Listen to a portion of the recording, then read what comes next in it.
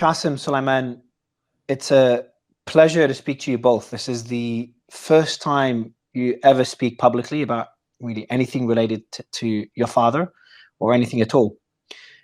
For anyone that doesn't know, especially those outside of Pakistan, your father, former Prime Minister Imran Khan, was jailed over a year ago now. It was, I think I told you guys, I did an interview with him weeks beforehand on the day of the Russian mutiny. And it's one of the most emotional interviews I've ever done.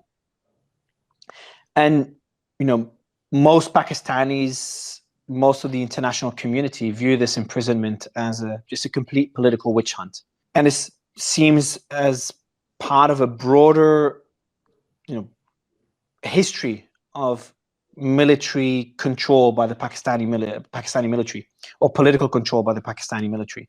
That's essentially dominated the country's politics for decades now. I want to start with a quote, a tweet by your mother, Jemima. In the last few weeks, there have been serious and concerning developments regarding my son's father, Imran Khan's treatment in prison. The Pakistani authorities have stopped all visits to him by his family and his lawyers. They have also postponed all court hearings. In addition to cutting off in-person visits, and in defiance of a court order, his weekly calls to his sons, Sulaiman and Qasim Khan, you guys, who are British and who live in London, were stopped on the 10th of September. We've received reports that the authorities have now turned off the lights and electricity in Imran Khan's cell, and he's no longer allowed to leave his cell at any time. The jail cook has even been sent on leave. He's now completely isolated, in solitary confinement, literally in the dark, with no contact with the outside world. His lawyers are concerned about his safety and well-being. So that was your mum a few months ago, October last year. Guys, again, pleasure to have you on the show. And my first question is this an accurate description by your mother? Yeah, I mean, completely. We've known for a while that he's gone through periods of having no light in his cell. He's been in there for nearly 2 years, and there have been periods of, no access to the outside world, no access to doctors. We're well aware of the situation, and he's been in, prolonged solitary confinement. So, if only we were able to speak to him more. The court mandates that we speak to him once every week.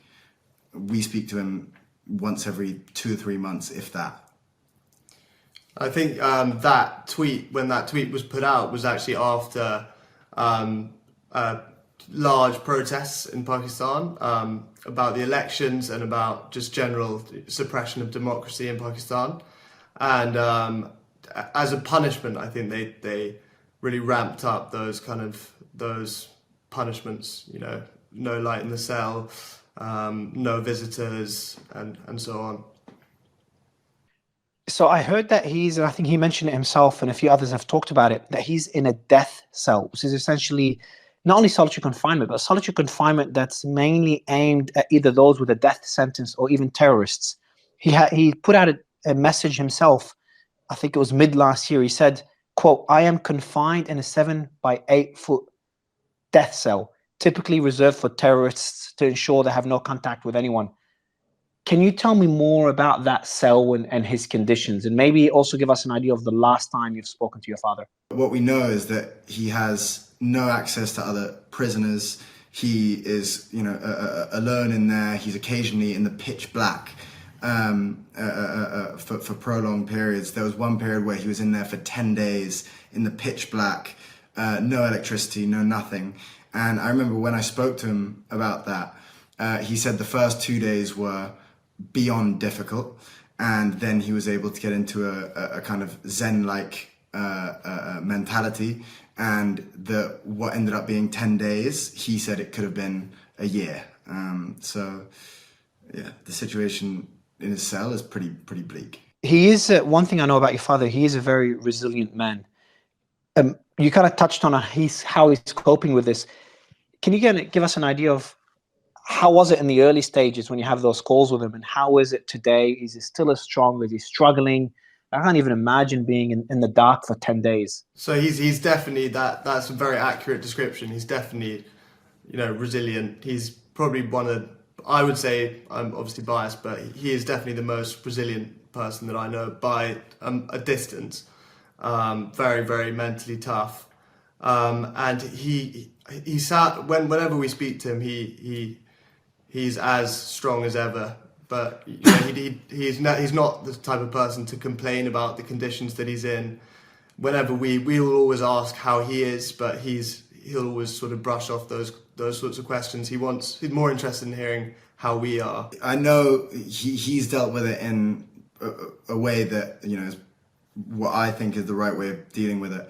Is he just reads loads and loads of different parts of historical literature, religious literature, and then he does exercise. And it's his two things that he's always loved in life. So I think in a cell, it suits him in a way to just be able to focus on those two things. And every time we call, you know, we only get to speak to him for about 20 minutes. And around that time, randomly, the line will cut off. So he's so focused on ensuring that he's able to spend the first 10 minutes imparting wisdom of whatever he's learned, whatever religious or life lessons he can impart on us, and then the last 10 minutes he's very focused on finding out how we are, what's our situation, how's our family, and things like that. So we don't actually get very much time to ask about how he's coping, but I know he's doing a lot of reading, that's for sure. So your last call, did you say, was how long ago was your last call? 2 weeks ago, probably. Yeah, probably the first call we've had with him for about 2 months. But yeah, we were lucky enough to speak to him like 2 weeks ago. How does that work? So, like, do you know in advance you're going to speak? Like, so, for example, today, do you know when you're going to speak to him next? No, so it's really chaotic. In fact, I'm glad you asked, because we'll get a message, and it can be sometimes at about 4 a.m. On any day, and it'll suddenly say, okay, call coming at 10 a.m. So we have 6 hours, and if we're not awake through that period, then we miss it, which has happened before, and then we have to wait another 3 months before anything comes about. But usually we're able to, you know, we're quite on it with it and are able to rush whatever situation we're in. We cancel, you know, for me, I cancel any meetings, whatever it is, and instantly we jump on, and then often we're left waiting for about an hour, and then eventually the call comes through, and then we have about 20 minutes to speak. So there's no protocol. It's a complete mess. It just feels like a torture technique. Why do you think they're doing it this way? Why are they treating the former prime minister of the country, and what I consider to be the most popular man in the country? Like, I get people all the time when I meet someone from Pakistan, a lot of times they'd remember me from that one interview. That interview had more impact, on people talking to me than any leader I've ever interviewed. Just to kind of give an idea to the world of how popular Imran Khan is in Pakistan. And again, he was the former prime minister, a very popular one. Why do you think they're treating him this way? You hit the nail on the head. It's a technique to try and break him. He's a very, very resilient person, and he's one of the hardest people possible to break. But all of these techniques, shutting off the lights, leaving him in the pitch black, not allowing doctors to go and see him, making sure that all of our calls are at completely random times and that we might miss them, or whatever, not letting us have our court mandated weekly phone calls. All of this is tactics to try and break him. But he's, good luck, because he's as resilient as they come mentally, and that comes down to his faith. He has strong faith in God, and also he's always had that kind of mental toughness as well. So it's all torture techniques, exactly as you say. Another thing, wasn't he offered, because he did an essay not long ago on Time magazine, and he talked about being offered the option or a deal that included house arrest, and he rejected that deal. And I think he had demands. I think he wanted some other people related to his family or members of his political party. Maybe Sulaiman, can you give me a bit more context on that deal? And kind of him rejecting that deal is another indicator of his resilience. So I think that's mainly to do with the fact that there are many of his supporters and his party members and family members who are in prison currently in similar conditions to him. So, and he's very, very principled, and he wouldn't, on their behalf, I think that definitely would have played a part. He wouldn't want to kind of, he'd want to be aligned with them. He's always been kind of very principled and I don't think he'd go against his principles very on a whim. What have you guys told him? Like, I'm just imagining if I had my father or a family member in a similar position, and I'd be urging him, because you guys born in London, live in London, so you're away from Pakistani politics. And if I was in your position, I would be convincing my father to do whatever it takes just to get out of jail and just to have his freedom again. Have you guys tried to convince him of doing this? So actually, when we were younger, when I was younger, you know, I'd hated him being in politics. Would way rather him just do sort of cricket punditry or analysis, and live an easy life in London or you know, out of politics. But it is genuinely his passion, and you know, and I don't think he'd feel fulfilled if he wasn't doing what he's doing. I don't think he'd be happy if he was just living a kind of easy life in London, or yeah, because I think if he wanted to be in exile, he could, but he's genuinely. He could easily make a deal. Like he would, if from a political perspective, I'm sure they have certain demands. You know, the easiest one is, and this is me speaking, obviously my own opinion, but him speaking in support of the military, for example, or of the opposing political party. Just one example of many of things he could do to gain back his full freedom. But I think his defiance is the reason he's in jail. And do you still, I know you said in Qasim, the same question to you after Suleiman, but do you still try to convince him to get out of politics, or you've kind of given up on that? No, I mean, I personally would never, I wouldn't even want to say that to him, because imagine you're his son and all he speaks to. So when we spend time with him, you know, a lot of the time we'll be kind of whatever, you know, when we were younger, we were playing cricket with him. Now, you know, watching films, whatever it is, half of the time he's spent lecturing us on rule of law, justice in Pakistan, how, you know, the reasons why he got into politics. You know, we know them so well. And it would be just to go against everything he preaches about, to suddenly just say, okay, I'm going to give up and I'm going to live an easy life. You know, it's just, it's not in his nature. He has a single-minded obsession to try and help the people of Pakistan, and it's in such turmoil right now, Pakistan. He's dedicated to it, and he's not going to give up. And he's always wanted you guys to be out of politics. Is that correct? Yeah.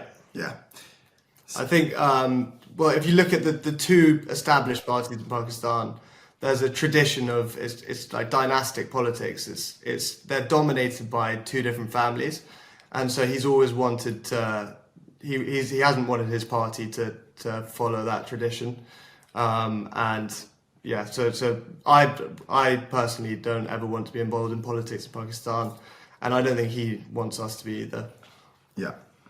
Yeah, I know, Qasim, you're in a similar position. You don't want to be involved in you're a very successful entrepreneur as well, so you've got a life outside of politics, and kind of, you know, this implies, you know, the answer to my next question is that why do this interview and why now? So more than anything, you know, we've gone through the legal routes. We've gone through, you know, every route that we thought would potentially get him out. We never thought he would be in there a fraction of how long he's been in there, and it's only getting worse. And so, you know, we've somewhat run out of those options, and now we've decided, okay, the only route is to, you know, of taking action is to come and speak publicly. And I think, you know, I appreciate you for allowing us to speak here about it. What we want is international pressure on Pakistan right now, because currently he's living in inhumane conditions. They're not giving him basic human rights. They're not really doing anywhere near enough, and what we want is global pressure. Yeah, I think we've, like Qasim said, we've tried. You know, we've exhausted other options, legal avenues, and it's gone very quiet. It seems in the international media, at least, it seems to have gone very quiet, and you know, it's just. It's basically for the human rights of not only our father but other political prisoners, and restoration of proper democracy in Pakistan as well. aside from our own obvious selfish reasons? Yeah, look, obviously, your selfish reasons. This is your own father, and look, for the international community to understand how crazy things are in Pakistan. Pakistan population. What's the population of Pakistan? Almost 200 million, I think, maybe over 200 200. million. Massive military power. Got nuclear weapons. Massive economy as well. Because a lot of people in the world don't understand how massive Pakistan is as a country and a supposed democracy. And this is kind of me speaking my opinion.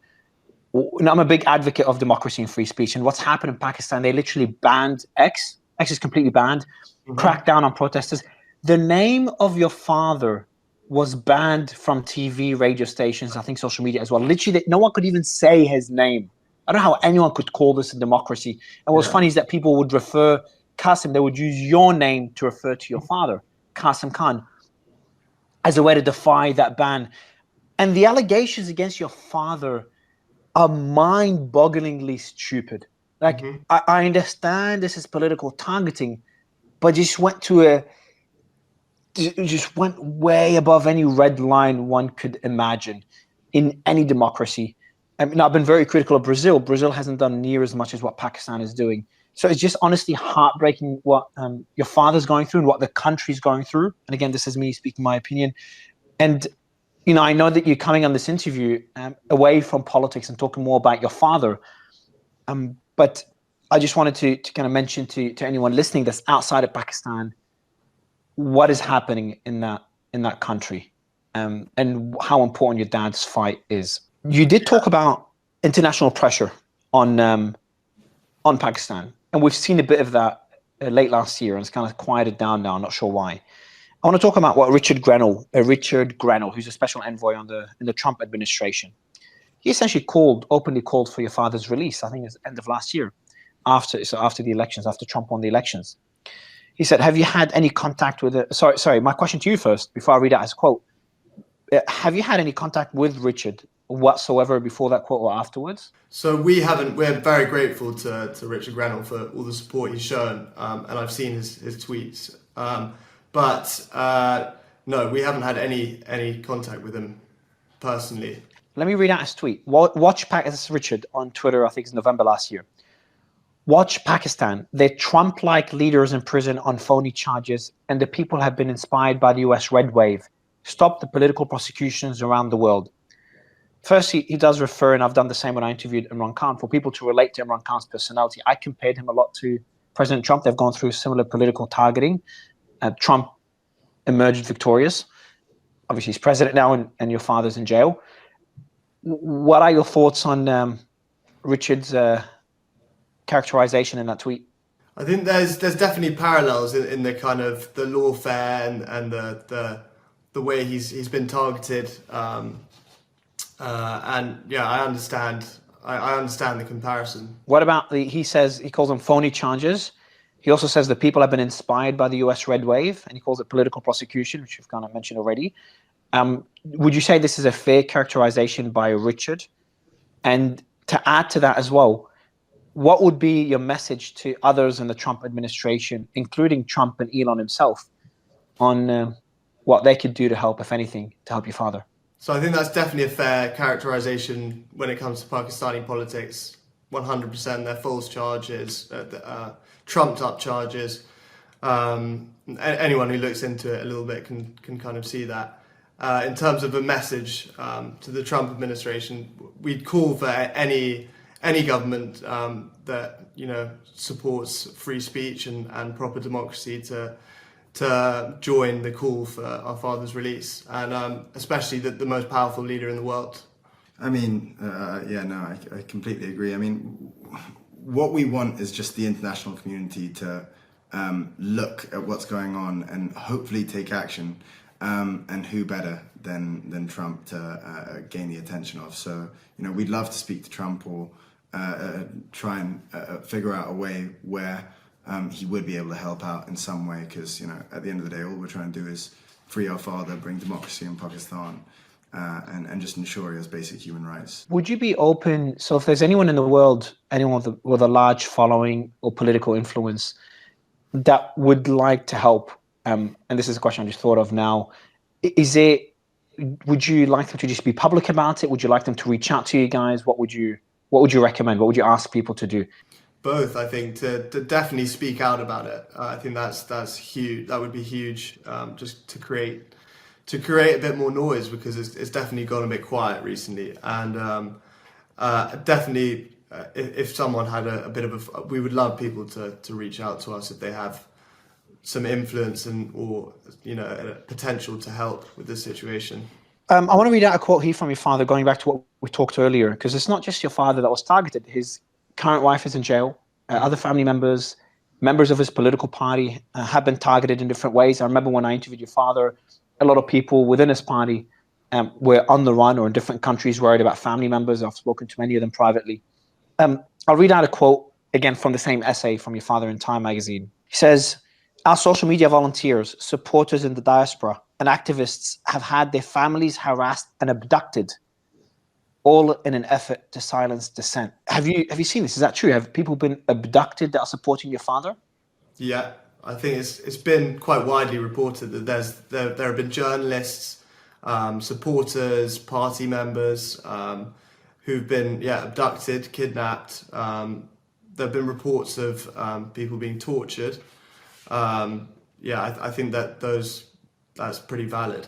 Does that worry you guys? Go ahead, Qasim. Well, no, I was going to say, I mean, Suleiman cautiously says there have been reports. It seems pretty clear, they're giving speeches looking disheveled and suddenly no longer part of my father's party, PTI, and all of a sudden they're, giving up on politics, and, it's pretty clear. Is that a reason? So I know I asked you earlier, why are you speaking publicly now? What's the reason you've never spoken before? And maybe going back and maybe you could describe the early days when your father was arrested. Where were you when you heard about it? What first came to your mind? Did you expect it? I know you already said you wouldn't expect it to take this long. I'd love to know this first, why not spoken publicly before? And the early days of the first arrest and release, because there was massive protest, and arrested again when everyone just kind of slowly quieted down. So we've always been quite private people. It goes back to what we were talking about earlier, where our father never wanted us to be in politics. We were never interested in it anyway. And so it made sense to just live a more quiet life. And that was a good element of living in England, is that we didn't have to live quite so much in the public eye. But I remember very vividly where I was when he got arrested. I was about to give, at the time, the biggest speech of my life for my startup, for Mifu. And I was about to get on stage and speak to about 100 people. And as I was preparing for it was about an hour and a half before, my business partner, I see him go pale, and he shows me his phone, and I see that he's been arrested. And at the time, we have quite a thick skin with this kind of stuff. We've seen him get shot. We've seen him get arrested multiple times. We've seen him, he's sat us down and told us he's going against mafias in Pakistan. We're quite used to this kind of thing. So when it happened, frustratingly, I remember I saw it, and I just thought how trivial my speech is, even though it was the biggest speech I could possibly give at the time. And I went up, and I my head was in the clouds, and I fluffed my lines, but we ended up doing okay. But what really stuck out is, at the time, even though it shook me, I had no concept of how long it would be. I really thought it would be a couple of months maybe maximum. But this time, it turned out it's nearly 2 years now, and he's been in solitary confinement the entire time. It's been pretty brutal. Sulaiman, well, those early days, your expectations, and where we are today. Yeah, so I remember as well where I was and my reaction, but it wasn't actually a shock to me, because I'd actually spoken to him a few days before, and he'd warned me that there was a strong possibility that he was going to be arrested. But he'd been arrested earlier that year on the 9th or after the 9th of May kind of protests, and he was released a few days later. So I was hoping that it would be a similar situation, yeah. And I just wasn't expecting him to still be in prison now, almost 2 years later. When he was made that offer, sorry, go ahead, Kasim. I was just going to say, the very night before, just remembered, the very night before I was, it happened, I was messaging him about advice for public speaking because I was so nervous about speaking to 100 people. And then in the morning, funnily enough, he was taken. It's just, honestly, it's heartbreaking what you guys are going through. At first, I also respect, especially considering Pakistani politics, how always kids are groomed to kind of follow in their father's footsteps. And we've seen that in politics for decades in Pakistan. So to see you guys, first, the way Imran Khan has kind of moved you away from politics, so essentially protected you, considering how dangerous Pakistani politics is. And to see how humble you guys are. When we met Qasim, I told you that, I was joking about it, how humble you are in general. And,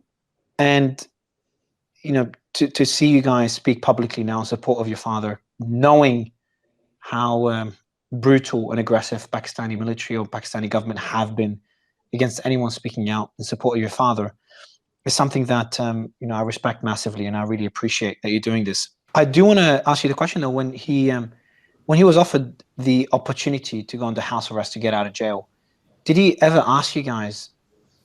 Is the decision always made, or did he ever ask you, do you think I should accept the deal? Did he ever seek that advice from you guys, or do you know if he's actually asked anyone else in your family about this? I don't think he would ever. I just don't see him taking a deal like that.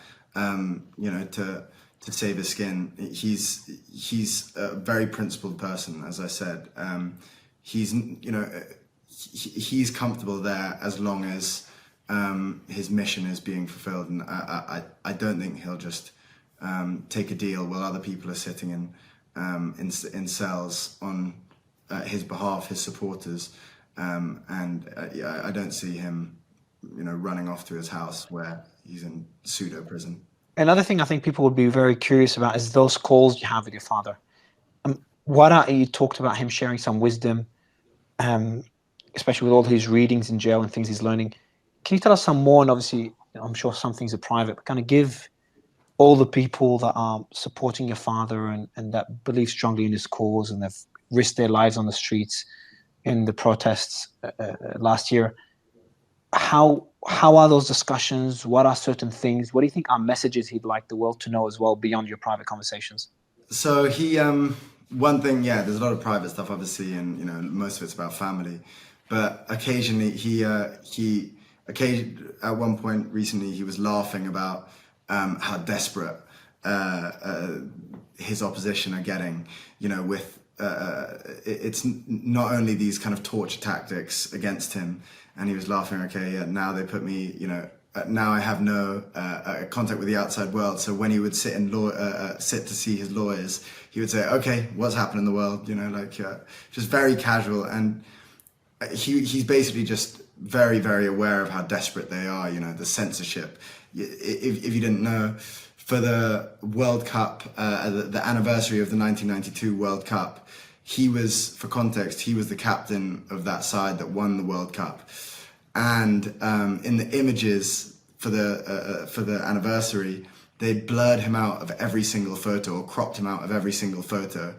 So imagine doing that with the captain of the World Cup winning side.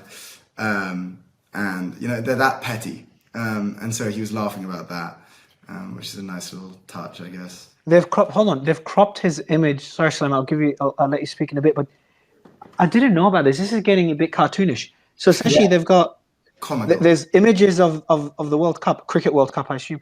And he's a captain. I've known Imran Khan before he was Prime Minister. I'm originally from Australia, so Australia's a big cricketing country, so I know about Imran Khan well. And as a cricket star, he's obviously in all those images and posters. They've cropped him out. Yeah. So they're not even being being kind of considerate or being strategic in their censorship. They're just putting it out there, not caring that they're blocking free speech. Suleiman, maybe same question to you, is like a bit more, those discussions and kind of a sense of how your father is, because he seems, based on what he said so far, beyond resilient, beyond just being strong and getting through it. Yeah. Making a joke out of how desperate the opposition party is getting. Yeah, well, I'm sure that like I said before, he's not really someone to complain about his conditions. I'm sure it is incredibly tough, like given how small his cell is and everything. But It's 10 days. 10 days in the dark. It's yeah, brutal torture method. yeah, yeah, Brutal torture method. Let yeah, alone cutting out contact and how your phone calls are cut out after 20 minutes. Yeah.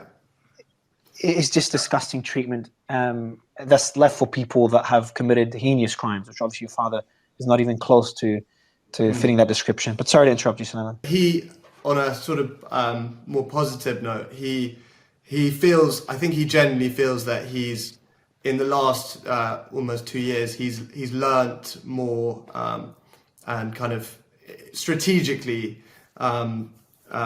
He's really developed a good kind of roadmap for what he wants in the future. I think he's always optimistic, but he sees it as a very good learning experience.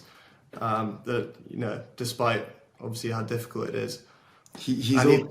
Sorry, I was going to say he's always been a big reader, but now he's had so much time to read about historical figures, leaders of the past, and also about faith, and he believes that he's grown more in these past 2 years than he has in the previous 20, and he said those words exactly. As well as how much he's grown mentally, and he says spiritually as well. He says he has, he's been strategizing about what he can do when he's released for Pakistan. So yeah, he's one of the few people who's coming out of it, hopefully, or how he believes is stronger. Do you think he will come out of it? Of course, I want to believe that, but the reason why we're here is because, we feel like we're somewhat running out of options from legal options or others. And what's worried us most is that a lot of the pressure on Pakistan, a lot of the news reports, it's all kind of died down, or it's fizzled a lot recently. So the whole reason why we're here is because we are getting worried. We're naturally very worried right now. And there have even been threats to prosecute him with offences that would carry the death penalty. So, it's pretty. The reason that the reason we're doing this interview is because the situation is getting pretty desperate. We hope. You can only remain optimistic. Does he know you're doing this interview? Yes. Yeah, we asked him because this is something that he might not be behind. Was what we were worried about. He always likes us to be private and stay away from politics and that whole world. But we asked him on one of the calls. We said, "Do you think it would be okay? We want to do this. We want to see if we can try and help." And he said, "Do it." How is Imran Khan outside of politics? How is he as a person? What is a side of him that the world does not get to see? I mean, he's a very, very dedicated father in a way where, in a strange way, as in he's dedicated his life to politics, to the people of Pakistan. In a way, he has millions of children in his mind, I guess. But every chance he would get when we were younger, he would come down to England. When we would go over to Pakistan, he would, take 2 weeks, somehow take 2 weeks to spend just with us, which is such a difficult thing to do for a man as busy as he is. And he's, I don't think people realize that he's funny, I guess. But these days, we haven't seen him in a while. The last time we saw him, he was conducting a rally for his people. For his supporters, and there was an attempt on his life, and this is a slight side point, I guess, but there was an attempt on his life, and he was shot 3 times in the legs, and if it wasn't for one of his supporters pulling down the gun, he would have been shot in the chest, and the supporter unfortunately lost his life in the process. But after that, we obviously rushed out and we went to see him. And God, the journey over there as well. We were in about a convoy of about 15 cars. We were in a bomb-proof car. There was a decoy car. There were a jammer car for detonators. There was armed militia in front and behind. And as we got to the house, we had to make sure our food wasn't poisoned. We had to stay away from windows for sniper threats. It was so chaotic, and it's, you know, such a stressful period. But that was the last time we saw him. That was 2.5 years ago. That was the last time we were able to properly see him and speak to him, and he was, you know, in a wheelchair with bullets, and it's strange to see him in a wheelchair because he's usually such a presence. He still managed to be, despite hobbling about.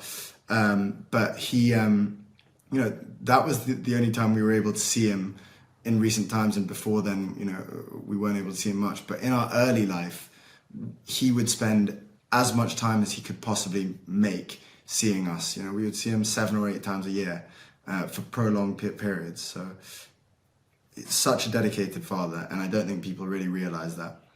You were avoiding the windows because of the risk of snipers. People were checking if your food was poisoned. How do people check that? Taste it is the way. Holy shit, that's insane. Well, I mean, no. What a life. Be careful where the food came from, mainly.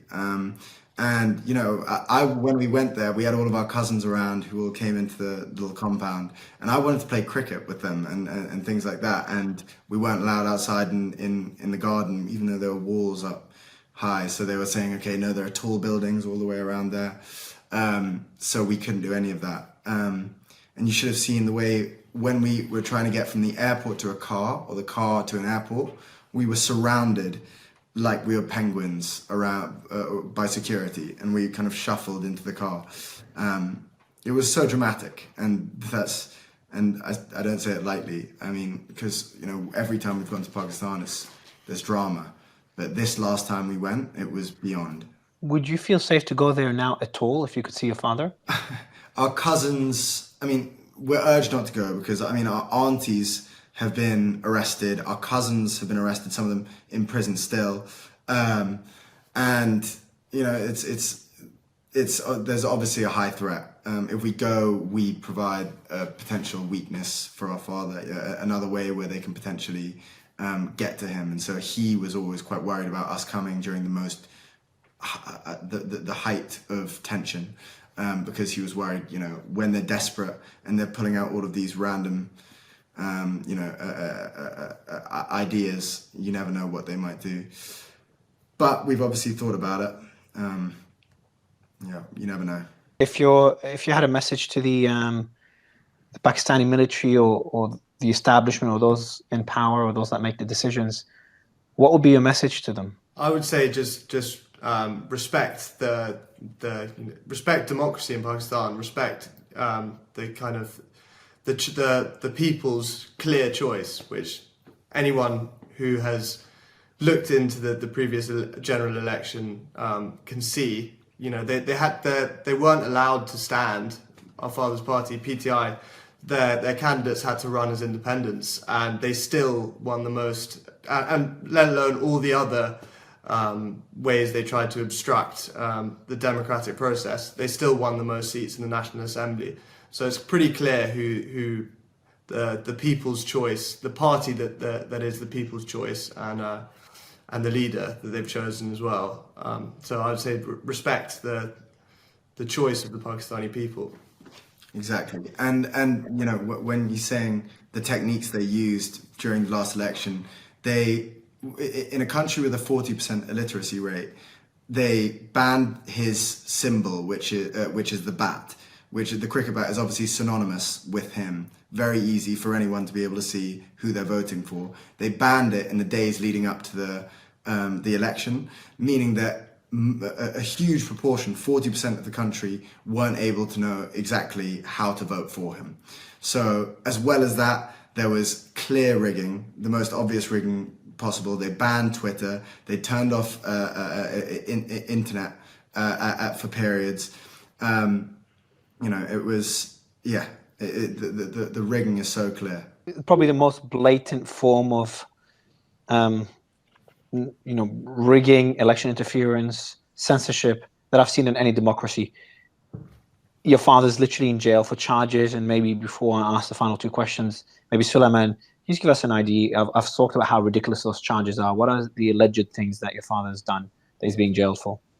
So it's ridiculous. I mean, it's from things like selling exotic fruits to corruption charges. For me, for anyone who knows our father knows that he's not a corrupt person. If he was a corrupt person, he wouldn't have struggled for 20 years. Started his own party, struggled for 20 years to even be taken seriously in politics. He could have just joined one of the established parties, as they've offered him many times.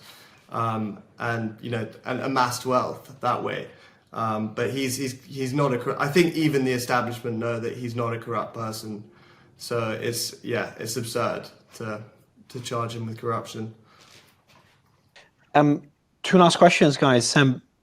Before this interview, considering how sensitive the matter is, considering what's happening in Pakistan, considering the fact that you both have never spoken publicly, what was the reaction of your family? The family's been targeted politically for 2 years, if not more now.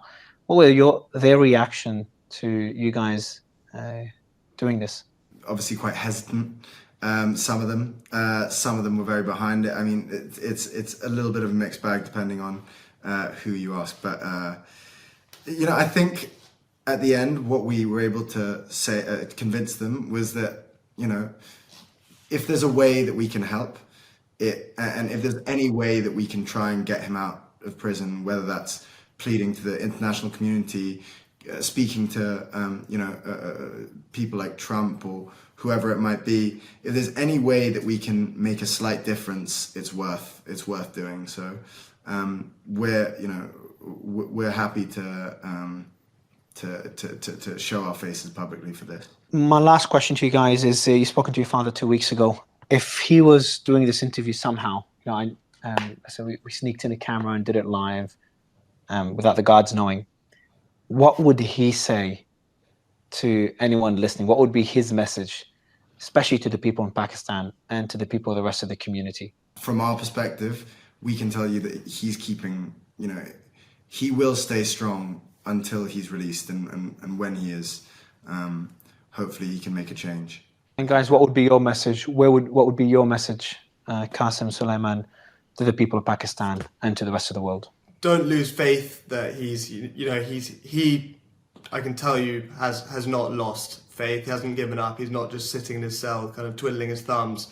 He's very much planning for the future, believes that change is coming. So don't sort of lose faith and keep protesting the injustice. And to the international community, I think it's important to say, take action. If you can make a difference, there's someone who's in a solitary confinement cell who is being denied basic human rights. He should be the leader of Pakistan, and instead he's being kept in inhumane conditions, being tortured at periods. So if you care about human rights, this is paramount. This is number one on your list. Anything else that I missed in terms of what he's going through? Because I think it's very, very important to highlight this to the world. He would hate me saying it, but he's he's a man in his 70s, and he may be physically younger than that, and he may be physically very strong. But when you look at the facts, he's in his 70s and he's being kept in a tiny cell. And occasionally, the lights are completely turned off, no electricity at points, no access to a doctor, and he's been shot recently 3 times. It's completely inhumane. To wrap up my message to anyone listening, and I usually don't take many stances as I do my interviews and my coverage, but there's certain instances where I feel like I have no choice. Pakistan is a population, as you guys said, over 200 million. I just checked it, it's 250 million people. So it's a nuclear power. It's an economic giant, and more importantly, it's meant to be a democracy. And Imran Khan, as defiant as he is, and I might disagree with a lot of his policies, and I'm sure even you guys might disagree with your father's policies and some things he says, the people have voted for him. And I think the world needs to understand that if you stand idle when one democracy is threatened, and if it works, whatever whoever tries a strategy in one democracy, it could be replicated in other democracies. I think it's important to, no matter what your political stance is, to fight for certain values, and democracy is one of them. So I hope your father is out of jail. I hope he's healthy. I hope things change in Pakistan, and I hope you guys could lead a normal life, you and the rest of Imran Khan's family. I really appreciate your time. I appreciate Imran Khan saying okay to this interview, and I hope to be interviewing Imran Khan again, hopefully soon. I really appreciate your time, Qasim and Sulaiman. Thank you, guys.